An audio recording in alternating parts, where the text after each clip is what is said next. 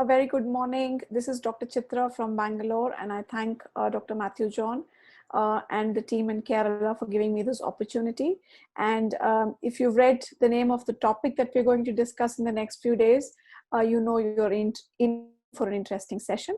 So we're going to be discussing challenges in histological diagnosis of thyroid cancer, an update for non-pathologists. I always believed as an endocrinologist that all solutions to all diagnostic dilemmas when it comes to thyroid cancers will be provided by pathologists. So this is exactly how I viewed my pathologist. So if I'm the person who's stranded on that island, the pathologist is the person who's coming in with a boat to rescue me. But after reviewing the evidence for this particular topic, my perspective might have been altered to understand that maybe the pathologists are also as equally lost in this situation and are looking at us to be their saviors. So I want you to remember this cartoon while we review the situation, that while we looking up to the pathologists to provide us solutions for diagnosis of thyroid cancer, the pathologists are also looking to us for enough data to make those diagnoses histologies. So this is the outline that we're going to be following. A brief overview and introduction to thyroid cancer, challenges specifically histological in the diagnosis of papillary cancer, challenges related to papillary and follicular cancer with two important updates which have happened in the histological area of thyroid cancer, and one curveball related to thyroid cancer which is relevant to us in our clinical practice. And I'll quickly summarize after that. So histo actually means tissue. So I'm going to restrict myself today to talking about histological diagnosis alone and not go into the details of, let us say, challenges in interpretation of fine needle aspiration cytology. That would be a whole other talk. So beginning with the overview of thyroid cancer, this audience must be very well aware that this is one of the most common endocrine malignancies. The global incidence of thyroid cancer is pitted at 6 per 1 lakh women and 1.9 per 1 lakh men, about 3 times more common in women. But it's reassuring to know that the mortality rates of thyroid cancer are overall very low, ranging between 0.3 to 0.6 per 1 lakh persons. So of late, the epidemiology, if you take a look at the secular trends of the evolution of thyroid cancer, the incidence seems to be growing, but the mortality rates overall seem to be decreasing globally, with some caution being raised about the fact that this could be a condition which is being more and more overdiagnosed and overtreated, right? So some of the pathological diagnostic changes which have happened in the last few years is to cater towards this understanding of epidemiology that we might be overdiagnosing thyroid cancer. Of the types of thyroid cancer, papillary cancer is the most common variant, accounting for 65 to 93%, followed by follicular cancer, followed by medullary cancer, and certain undifferentiated rare forms of thyroid cancer. Now, coming to the diagnosis of papillary CA, this is something that we learned way back in pathology when we were in the second year of medical school, that it's very easy to diagnose papillary CA even with cytology, but diagnosis of follicular neoplasms are difficult with cytology. And it's easy to diagnose papillary cancer on cytology because there are a few specific cytological changes which occur at the level of the cell in the papillary cancer, which is diagnostic when it happens together. So if you're going to break up the features into major and minor categories, you will see that in papillary cancer, the nucleus of the cell are very likely to be enlarged and oval in shape with a small eccentric nucleolus, and the chromatin is likely to be pale and evenly distributed in the nucleus.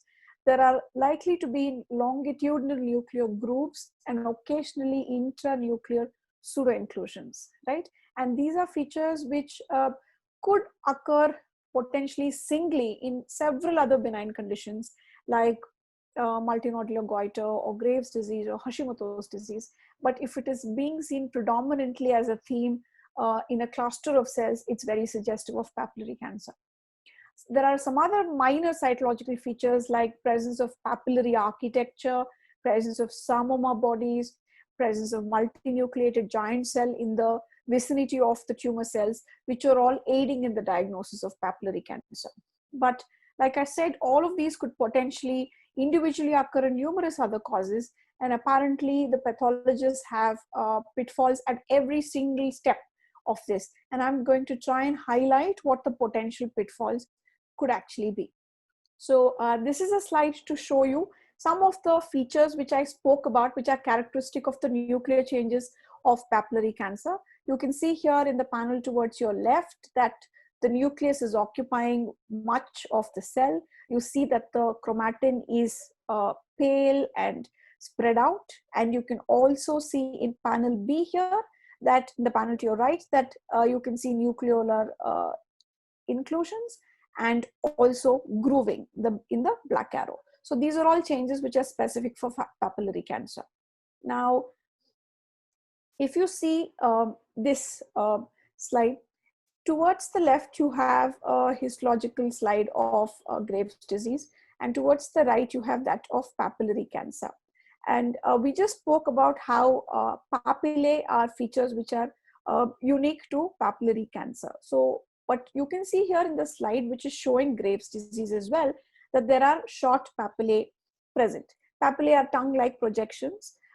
Usually they have a fibrovascular core inside. So papillae are not uncommon in other conditions. Here, as you can see, the papillae in the Graves' disease slide are much shorter. There seem to be centripetal growth, meaning they grow towards the follicle, towards the center. And it's a finding which is likely to be diffuse, especially in a condition like Graves' disease.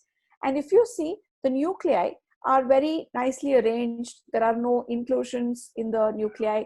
If you see the cytoplasm to nucleus ratio, there is a good amount of cytoplasm which is visible in the cells which are lining the follicles. These are all features which are recognized as a bland nuclei, meaning benign nuclear features. Whereas if you see in the papillary cancer, the papillae are present, they are longer, there's more haphazard growth, and they're likely to not be a diffuse finding present throughout the thyroid gland. And the characteristic nuclear changes are actually glaring at you. You can see that there are nuclear inclusions which are being present. You can see that the nucleus is covering most of the cells. So although finding papillae is a feature which is suggestive of papillary cancer, it's important to remember that this feature, which is referred to as benign papillary hyperplasia, could also be found in other benign conditions like Graves' disease or nodular goiter for that matter. Moving on to one of the other important cytological features, which is not a major cytological feature, but a minor feature, which is described as part of papillary CA, what is called a psammoma bodies. And if you see in the panel towards the right, you see that the psammoma body is present in the interstitium, and usually there's an accompanying blood vessels. A psammoma body is actually a calcified tomb of a necrotic papillae. So that's how you're likely to identify a psammoma body. But very often in histological slides, it's easy to find a mimicker of the psammoma body, what is referred to as the pseudo-psammoma body, which is nothing but a foci where colloid gets inspissated in the center of a follicle. Some of the keys how to differentiate between a pseudo-psammoma body and a psammoma body will be that a pseudo-psammoma body is likely to be found at the center of a follicle. And if you look around the center of the follicle, which is the pseudo-psammoma body, you will find various other lesions in the periphery in varying stages of formation, which means the colloid is getting trapped, inspissated there, and many other more pseudo-psammoma bodies are being formed. So this is also one of the pitfalls that they'll need to watch out for. And I've been talking so much about the nuclear changes and about how the nuclear changes are one of the clinching factors for diagnosis of papillary CA. Here you see in this slide that the nuclei of varying sizes, and the black arrow is pointing to one of the larger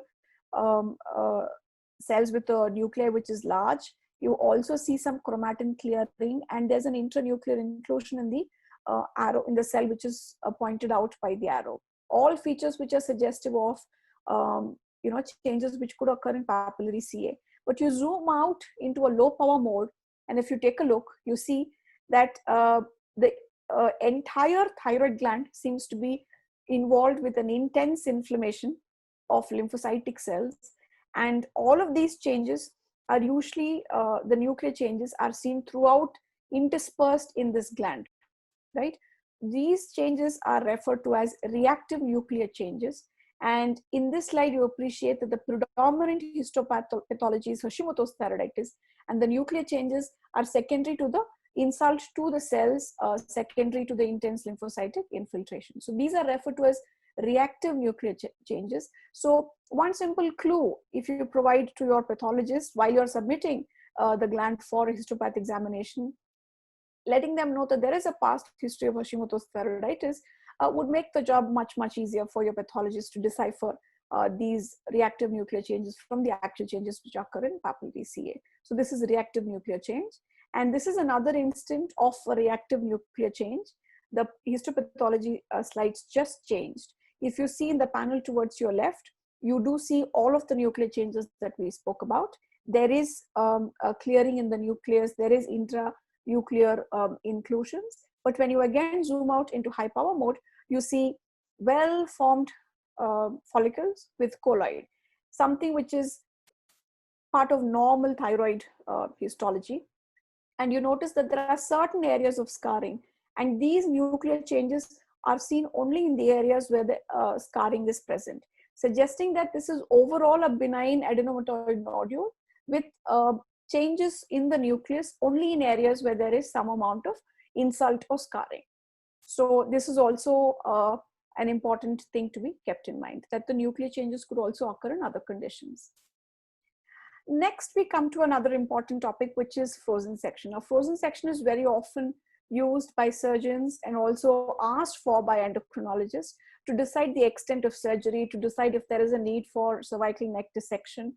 And I always believe that the frozen section was the magic phone call that you make to your friend to find out what the answer is. But apparently, frozen section itself comes with its whole baggage of adjustments that you need to make to interpret. So here in this slide, you see the panel towards your left is a section from a frozen section, and on the right is the permanent section. You see here that both of them are from the same gland actually. But if you see in the frozen section that there seem to be changes in the nuclei. The nuclei seem to be enlarged. There seems to be some clearing inside the nucleus. All of it is sending out signals of papillary CA. But overall, the architecture seems to be preserved. The follicles seem to be well preserved. There seems to be colloid at the center, all of which are features suggestive of benignity. So it's a very confusing picture which is being sent. And in the same gland, when you do a permanent section, you see that the cells are looking absolutely normal. The nuclei are normal, and there are no nuclear inclusions or grooves, right? Suggesting that the nuclei are bland. So this is what is referred to as a frozen section artifact. The process of making a frozen section itself causes some changes in the nuclei. It makes the nuclei larger and paler, and even normal cells can look very much like the papillary thyroid cells. And in fact, the thumb rule amongst pathologists happens to be in frozen sections to disregard almost all the nuclear changes which is visible, and instead base the diagnosis mainly on architectural features, like is there invasive growth, is there papillary formation, is the follicle being maintained, are there psammoma bodies, is there capsular invasion, vascular invasion, and not at all about the cells. And this is something which I didn't know at all about and which I learned now. And I'm going to be more, let's say, critical and discerning about when I ask my frozen section and how I interpret that. Now, moving on to pitfalls encountered while you're interpreting invasion of tumors. There are three major levels of invasion that you should be focusing on. One is the capsule, which contains the mass or the thyroid for that matter, whether there is vascular invasion, and whether there is extrathyroidal extension. So apparently even determining this is rift with pitfalls. And I'm going to pause at the important ones so that we get an idea as to how not easy it is to interpret this. So in this slide, I'm trying to demonstrate capsular invasion. towards the left, you see a gross photograph of the thyroid gland and with a growth at the bottom, which is seen. And on the right, you see a histological section, and you see that there is a pale pink capsule on either side, and there is like a stream in the middle, which balloons out into a mushroom, right? And this is what is referred to as capsular infusion. The pale pink collagenous matter is the capsule, which is breached, and the mushroom like growth is found beyond that. This is classic of capsular invasion. Now let me show you another slide here. Here also you see that the capsule is positioned at about 6 o'clock, 12 o'clock position, and you see that there seems to be cells present on either side, almost looking like capsular invasion. But guess what this actually is?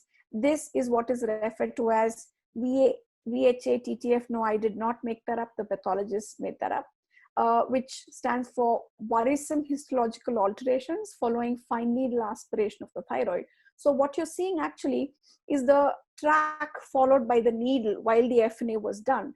And if the pathologist is not informed of this, or if they are not alerted to this, it can very easily look like the capsular invasion to the untrained eye. There are certain clues here. The clues are that there seems to be hemorrhage in the track where the needle went in. There seems to be some scarring. There seems to be breach of some blood vessels, and there seems to be hemosiderin deposits, which indicates that an FNA was done a few days ago. And this is not really capsular invasion. So one easy way to make this job easy for the pathologist is to just let them know the FNA was done on this day from this nodule is something. So when they are sectioning that particular nodule, they'll have that information to watch out for and not misdiagnose a capsular invasion. Moving on to, we spoke about extrathyroidal extension. Now, the thyroid gland is separated by numerous structures around it. And in this slide that is visible here, you by now will be able to recognize the thyroid follicles filled with colloid of varying sizes being present there. And what you'll also see is that there is muscle around or in between the thyroid gland, right? So to the untrained eye, it could look like this is extrathyroidal extension, that the thyroid has managed to invade the muscle. But a quick understanding or a recap of the anatomy of the thyroid gland should show that at least at the level of the isthmus, the thyroid gland is very close to the muscles of the neck. In fact, it's very common for thyroid gland and muscles and even fat tissue from the surrounding area to be coexisting in the same plane, especially at the level of the isthmus. And another thing is that the thyroid capsule is not a solid, robust capsule. It's a very incomplete, irregular capsule. In some situations, it might be very thin. In some situations, it could be well formed, especially around the edges.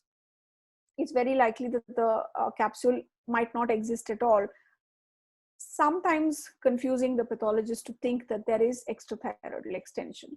Now, this has been a point of contention amongst the pathologists as well for a very, very long time. And we all know that extrathyroidal extension is an important aspect of the histological diagnosis, which is going to help us grade the tumor as, let's say, high risk or intermediate risk. And that's how we manage or design the treatment protocol to reduce the risk of recurrence. So we've all known that extrathyroidal extension is an adverse prognostic matter with increased risk of recurrence and mortality. There are two categories of extrathyroidal extension which were traditionally being recognized as. One is minimal or microscopic extrathyroidal extension, in which the invasion is detected solely at the level of the microscope. So if you examine the gross sample, you're not able to predict or tell whether there is invasion of the surrounding tissues. Gross extrathyroidal extension is one where it is direct. You are able to see it while dissecting itself, that the thyroid C has extended into the surrounding tissue, either the strap muscles or the subcutaneous tissue, or the viscera like the trachea and the larynx, or the recurrent laryngeal nerve. Now, this is data from follow-up of patients with extrathyroidal extension. They followed them up in 3 groups: people who had no extrathyroidal extension, people who had microscopic extrathyroidal extension and people who had gross extrathyroidal extension.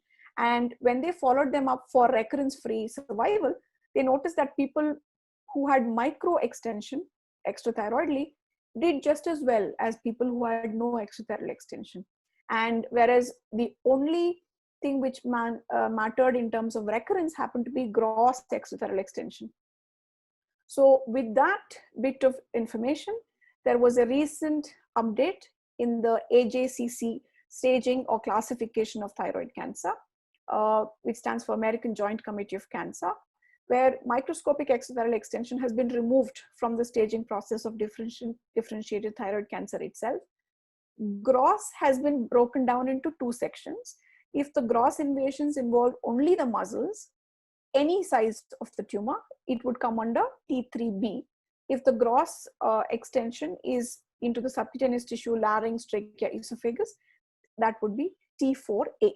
So this is a recent update which has occurred in the moving up of the classification of the stages of the thyroid cancer. Now, I'm going to pause to talk about this variant of papillary cancer. Now, papillary cancer's most common type is the classical form, followed by the follicular variant of papillary cancer. So in the follicular variant of papillary cancer, the nuclei are all showing changes which are characteristic of papillary CA, but the architecture is predominantly of ill-formed follicles, right? Now this is referred to as follicular variant of papillary cancer. This follicular variant of papillary cancer is further divided into two groups: encapsulated and non-encapsulated or invasive form of follicular variant of papillary CA. Now, since all of this was formed as a part of papillary CA, the surgeries were extensive, the follow-up was rigorous, and fear about risk of recurrence was also very, very high. But in the last few years, there has been good news for this category of follicular variant of papillary CA, where it is completely encapsulated, that survival seems to be good, that the course seems to be indolent and benign. So this is a slide which is showing you the follow-up of around 94 patients who had encapsulated follicular variant of papillary thyroid cancer, who received three forms of surgery. One was lobectomy, one was thyroidectomy, and the other was thyroidectomy and lymph node dissection, or surgery with radioablation. And they were followed up for a good decade or so. And what was interesting to note was, irrespective of the tumor size, irrespective of the tumor stage, at the end of 10 years or more of follow-up, there was no lymph node metastasis, there was no increased risk of recurrence, there was no distant metastasis. So what essentially shows that it seems to be following a benign course, not the malignant or the scarier course of the papillary cancer variant, which is the reason why about 2 to 3 years ago, the WHO, when it redid the classification of tumors for endocrine organs, it renamed this, which was called as the encapsulated follicular variant of papillary CA, and moved it and renamed it as non-invasive follicular thyroid neoplasm with papillary-like nuclear features. So for all practical purposes, it's following the span of or following the course of a follicular adenoma. A follicular adenoma has an indolent course. It has a very low risk of recurrence. The only difference here is that the nuclei or the cells are showing features which are suggestive of papillary cancer. So this is a term which has been introduced now to replace the encapsulated follicular variant of papillary CA. And the message which probably the non-pathologists like us should take back is that this has a better prognosis and the surgery need not be extensive. And as I've shown you previously, even a lobectomy works just as well in providing recurrence-free survival for your patients. So this is a graph which is trying to kind of place this new entity in the context of papillary CA and follicular CA. I'm going to try and explain how this table works. On your left panel, we are talking about nuclear features which are like papillary thyroid CA. And on the above panel, we are talking about capsular and vascular invasion. Now, if you have changes which are nuclear changes like PTC, and if you have capsular or vascular invasion, you have follicular variant of PTC, right? If you have only capsular and vascular invasion, but you do not have the nuclear changes of PTC, you have follicular cancer. If you do not have any, moving to the last column here, if you do not have any capsular or vascular invasion, and you have no changes suggestive of papillary C in the nuclei, you have a follicular adenoma. Now, if you take this nuclear adenoma, and in that section, if the cells are showing changes suggestive of papillary CA in the nuclei, then you have what is called as non-invasive follicular thyroid neoplasm with papillary-like nuclear features. So you see that it is moved towards the benign part of the window, which means that surgery need not be as extensive, and also follow-up could potentially be relaxed. After this reclassification, there have been numerous papers which have been published reiterating this notion that it could be an indolent tumor. So we are likely to see changes in the follow-up plans for this subclassification of thyroid cancer. Amongst the other challenges we face, I think this is a rare situation where on cytology, you had a positive diagnosis of papillary thyroid cancer, but at the end of the histological diagnosis, you end up with a negative diagnosis. Now, could this happen? Is this because your cytology was a false positive? You probably read some reactive nuclear changes as papillary changes and made a diagnosis of papillary cancer, or did the tumor disappear, or was the tumor so small that you could not pick that up? All of those could be potential explanations. But when I was speaking to pathologists trying to understand this topic much better, I learned something else. How many sections of the thyroid gland or the nodule do you submit for histological evaluation or examination after a surgery, right? So I had presumed that the entire gland would get sectioned and the entire gland would get studied throughout, because that's what I tell my patients, is if we do an FNA, we only get a section of the cells and we study only those. If we do a surgical biopsy or a thyroidectomy, you get an opportunity to study the entire gland and see if there are any foci suggestive of malignancy. But apparently, sectioning the entire thyroid nodule is not the routine in all situations. And this is the rough guide which is followed by pathologists. So if there is one single dominant nodule, the sections are likely to be taken from that dominant nodule. The corollary of that is likely to mean that the other parts of the thyroid gland might not be sectioned as much in detail. And if you have a much smaller nodule, the rest of the gland is likely to get sectioned a little bit more to make sure that you include the capsule and the isthmus and all of that. For conditions where there is diffuse involvement, like let's say Graves' disease, we are likely to take a section from all the 3 lobes and study them. So there was a learning point in this for me, and I'm hoping that it will be of use to some of us here at least, that when you get a thyroidectomy sample done, if you're not letting the pathologist know exactly what you're thinking of, then they might not be able to provide the answer. So if you're thinking of a suspicious nodule in an individual who has a multinodular goiter or a Graves' disease, you need to communicate to the pathologist, and then they will do what is called as a full embedding of the thyroid, which means they'll section almost literally everything of the thyroid and then subject that to a study. And but if this bit of crucial information is not sent out to them, then we are likely to reach the situation where we might miss certain malignancies, or we might have positive lymph nodes and we might not pick up the foci of malignancy in the thyroid gland itself. Now, we spend the next 2 minutes discussing a curveball situation, which might not fit the topic completely, but I thought it was interesting because it's relevant to the diagnosis of thyroid cancer. So this is a case presentation. There's a 22-year-old woman who has been followed up and being treated for Hashimoto's thyroiditis from the age of 13 years of age. She does not have a family history of thyroid cancer. At the age of 13, she presented with these complaints. And then ultrasound of the neck at that point revealed diffusely enlarged thyroid nodules bilaterally, which was compatible with thyroiditis. 3 years later, another ultrasound was done, which again showed diffuse low parenchymal echogenicity. Now, 6 years after the last ultrasound, she's presented with a palpable lesion in her neck. Okay, so I'm going to just take you through the panels. Panel A was the first ultrasound which was made at the age of 13 years to see that there is some increased signal with some increased vascularity. A diagnosis of thyroiditis was made.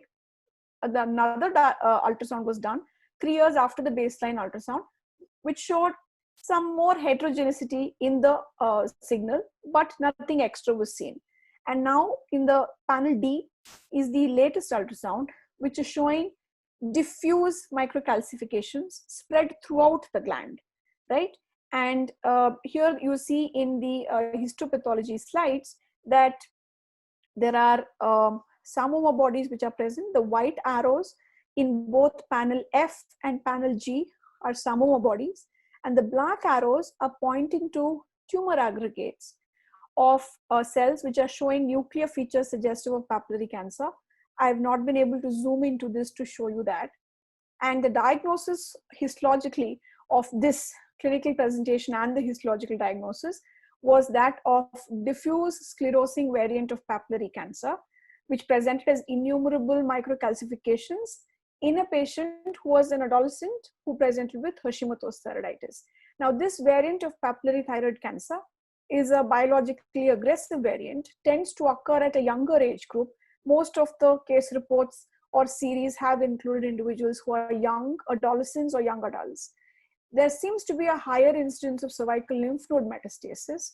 The ultrasound feature seems to be diffuse scattered microcalcification, and in most times there is no visible mass or nodule. Even if there is, the nodule size is less than 1 centimeter. And FNAC shows numerous Samoma bodies or microcalcifications, and the tumor cells are usually dispersed. So it could mean that the FNA might not pick up the tumor cells at all.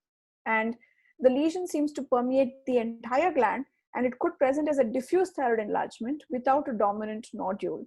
And histological analysis usually shows copious inflammation, and the tumor cells are usually seen in microscopic islands. So I thought this was interesting because Hashimoto's thyroiditis is very common, and considering this was a biological aggressive variant occurring in younger individuals, that we should spend a moment to take this in.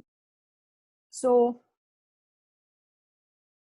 quickly moving on to summary, I think it's only fair that pathologists have all access to all the information which is available to clinicians, so that we work as a team to make a good histological diagnosis. So if you're writing out the summary which you send out with the slide, and I know that we've not written this for a while and the residents are filling it out, and I now completely understand why pathologists call from the lab and get so disturbed when we give incomplete information. So a good write-up when you're sending out a histopath for a post-thyroidectomy sample should include details of the age, whether there's a family history, whether there's a history of a preceding thyroid pathology, whether the swelling presented acutely, subacutely, if there was an FNA done, which nodule was FNA'd, what the ultrasound report showed, all the FNAs which were done, preferably with the slides included.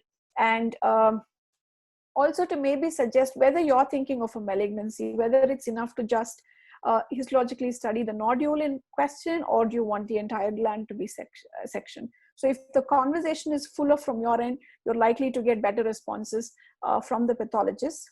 And going over some of the common pitfalls encountered by pathologists, papillary thyroid cancer is the most common form, has some new characteristic nuclear findings which should make diagnosis easy.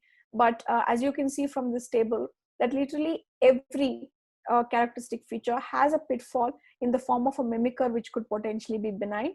We reviewed papillary architecture being seen even in normal benign conditions like benign papillary hyperplasia seen in Graves' disease. Samoma bodies which are characteristic of papillary CA, there could be mimicked by pseudosamoma bodies seen in benign conditions. reactive nuclear changes seen in some inflammatory conditions like Hashimoto's thyroiditis could potentially mimic as the nuclear changes seen in papillary CA. And FNAC track could potentially be an artifact for capsular invasion. We've also spoken about how frozen sections could potentially change the nuclei of the cells, and asking when you're asking for a frozen section is also an important thing. Extrathyroidal invasion, microscopic extrathyroidal invasion has been removed in the staging of differentiated thyroid cancer, and only gross extrathyroidal extension is included in the staging. Probably the most important change in the histological scenario of thyroid cancer is the reclassification of encapsulated follicular variant of papillary thyroid cancer to this new entity, which is non-invasive follicular thyroid neoplasm with papillary nuclear features, which has reassuringly a more indolent course, probably needing less extensive surgery and less intense follow-ups. There's also a situation where you could potentially have a positive FNAC and a negative HPE, very, very rare occurrence. But one way to avoid that is to understand or let your pathologist know what you're thinking of, so the examination could be more complete. And diffuse sclerosing variant of papillary thyroid cancer in Hashimoto's thyroiditis is one of the new and rarer forms of papillary cancer, which is being reported more frequently. The unique features of this variant is that it tends to occur in younger individuals, has an aggressive course. Presentation might not be in the form of a nodule, but it could be in the form of a diffuse enlargement. And ultrasound is likely to pick up diffuse microcalcifications, and FNAC is usually likely to show scatters of psammoma bodies with scatters of tumor aggregates. So this is something to be kept in mind, because we are not very likely to think of thyroid cancer in situations outside of a thyroid nodule-like presentation. So I'm hoping I've done justice and brought up to you the challenges which are faced by the pathologist during the histological diagnosis. And I'm hoping that you've taken a couple of points which is likely to make clinical practice better for you. And I'm open for questions. Thank you.